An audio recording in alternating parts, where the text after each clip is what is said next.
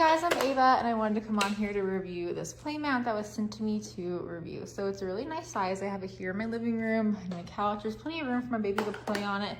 He's a year old and he really likes to play on it. It's nice and squishy. So when he like plops down, because he's learning to walk, it's just a nicer surface for him to play on rather than the floor. He just kind of likes to hang out here. And I like to play with him on this too.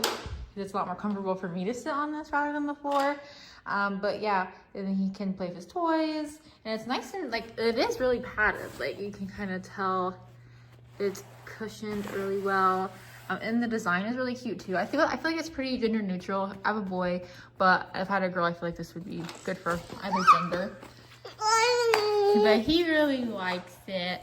And it's cute, it's comfy, and this can go in the washer if I need to. If it gets dirty, I can just put it in the wash. And it came vacuum sealed, so there are some wrinkles on there, but they're slowly starting to go away. But yeah, this is really cute and it's pretty practical. It's nice. It's not like huge, but it's not small. It's just the perfect size, I think. So if you're thinking about getting this, if you're looking for a playmat, I definitely recommend this one.